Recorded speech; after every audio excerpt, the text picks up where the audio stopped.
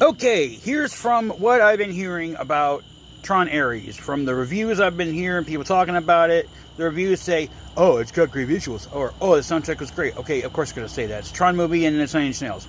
But apparently this is the Tron movie that Tron's fans specifically did not want. Everyone who loved Legacy wanted a continuation of that story. They wanted Sam and Cora, Sam go back to Incom and, revolutionizing the world. So here's a movie. I was talking to my daughter. We came up with this in about 2 minutes. Okay. You have Sam goes back, takes over Incom with the help of Cora and as an ISO. They do all the stuff that Kevin said would revolutionize the world, take over the world.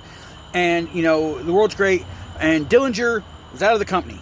So he takes a copy of his grid, or he copies the grid somehow, and he goes and creates Dillinger Corp. And for 10 years or so, he's got his own grid. And he creates Ares. And what he wants to do is he wants to get revenge. So for himself, for getting kicked out, and for his father.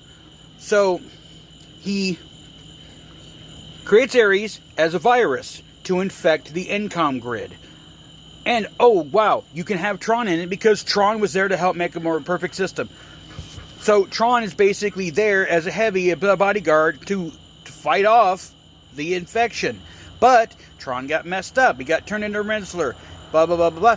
He reboots at the end of Legacy, falls into the sea of simulation. But maybe he doesn't have an identity disc. So he's a program that he knows he fights for the users, but he doesn't know much else. So he's a program without an execution. So Sam has to go back into the grid. He has to find Tron and reprogram him and send him on a mission to fight off Ares and all the invading forces from the Dillinger grid.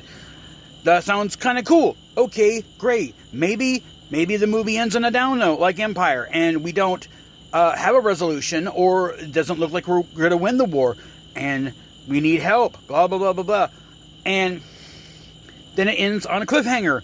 And then a year later, we have a sequel to Part 3, which someone back to back, like Infinity War and Endgame.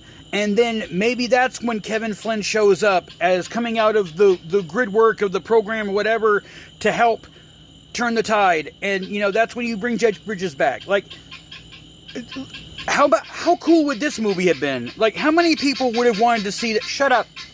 How many people would have wanted to see this movie as opposed to what we're getting, which has nothing to do with the last one? Anyway, I've got like 3 seconds left, so I hope people like my idea.